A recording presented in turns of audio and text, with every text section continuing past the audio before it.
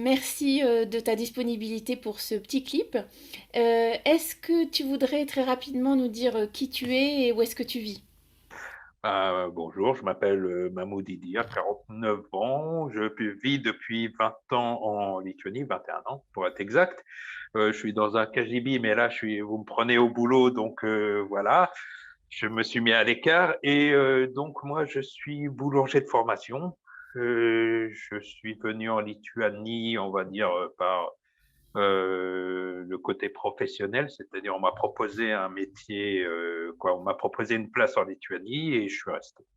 Donc, ça fait 21 ans, j'ai eu différentes fonctions, c'est-à-dire que je suis rentré dans une entreprise de supermarché au début. Après, j'ai créé ma boulangerie, j'ai dû la fermer avec la crise de 2009. J'ai eu des activités aussi de consultant et maintenant je travaille pour la chaîne Rémi qui est en Lituanie et dans les pays baltes. Donc voilà, je suis boulanger. On appelle ça ici un technologue, donc je suis technologue. Ok, entrepreneur aussi alors. Est-ce qu'il y a quelque chose qui te plaît particulièrement en Lituanie, qui t'a retenu là-bas? Je vais pas mentir, c'est vrai que j'ai tout de suite rencontré la femme qui allait devenir ma femme, c'est-à-dire je suis pas très original. Quand je suis arrivé travailler en Lituanie, j'ai travaillé avec une interprète et ça fait 21 ans qu'on est ensemble, on a deux enfants, donc il y a eu le côté professionnel et à vrai dire, c'est vrai que en France, peut-être, j'étais arrivé à un certain point où je tapais un palier où c'était difficile d'aller au-dessus. C'est-à-dire que dans l'artisanat en France, on devient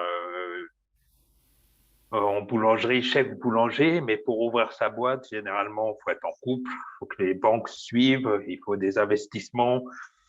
Les banquiers, moi, ça n'a jamais été le grand amour entre nous, donc c'était pas si simple. Donc, c'est pour ça que j'ai tenté l'expérience à l'étranger. J'avais déjà passé 2 ans à Londres. J'avais essayé la Russie dans des voyages et le côté à l'est de l'Europe me plaisait assez. Et quand on m'a proposé la Lituanie, j'ai pas trop hésité. Donc, je suis venu au début pour un contrat de 5 ans et je suis resté. D'accord, ok. Et comme ça, grosso modo, avec le recul, tu dirais que ton intégration a été relativement facile ou est-ce que tu aurais une impression générale?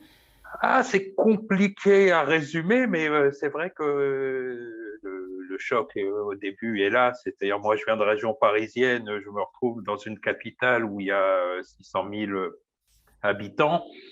On va dire, c'est une taille que je connaissais pas trop. Donc, déjà, ça, c'est au début à comprendre et la mentalité aussi est assez différente. C'est vrai que moi, je dénote assez parce que bon, ben, je parle fort, on me remarque rapidement. Et ici, ils sont plutôt calmes et posés. Donc, jusqu'à présent, j'essaye de m'intégrer parce que c'est toujours quelque chose d'actuel. C'est vrai que avec certains amis, on appelle ça, il y a des moments de fatigue culturelle, c'est-à-dire c'est vrai que de toute façon on a une autre façon de penser, une autre façon d'être, mais on doit aussi respecter et apprendre par rapport à l'endroit où on est. Donc ça c'est au quotidien et je continue et c'est pas toujours simple.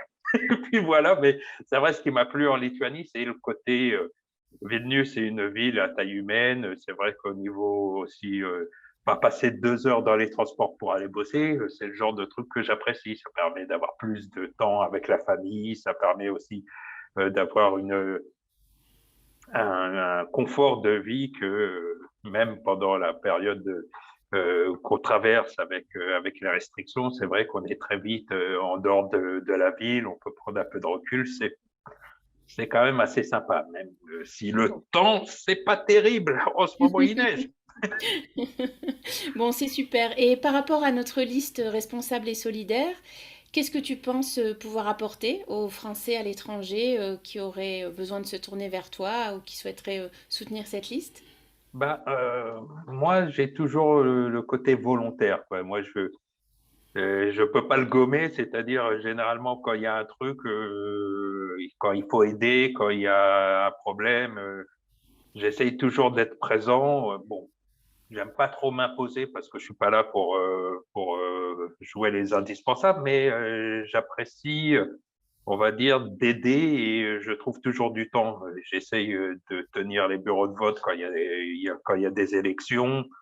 On a la commission des bourses qui est plus tenue par Bertrand qui est sur notre liste, mais s'il y a besoin d'aider des familles ou quoi ou qu'est-ce, généralement, on est tous les deux très ouverts et on fait partie aussi d'une association d'entraide pour les Français. Donc, voilà, moi, j'aime pas trop, on va dire, envahir les gens, mais si quelqu'un a besoin de moi, j'essaie toujours d'être disponible et ça permet aussi de se faire connaître, d'avoir un peu plus, parce que c'est vrai que la communauté, généralement, on utilise communauté française, mais elle change tout le temps. Il y a des gens qui partent, qui arrivent, et c'est assez compliqué aussi de connaître tout le monde.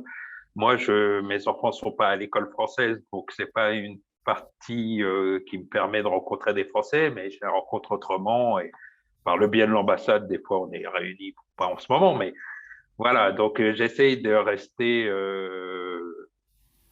on va dire, disponible et c'est à ce niveau-là qui, pour moi, mon euh, mon engagement dans cette liste était plutôt pour pouvoir aider et être utile.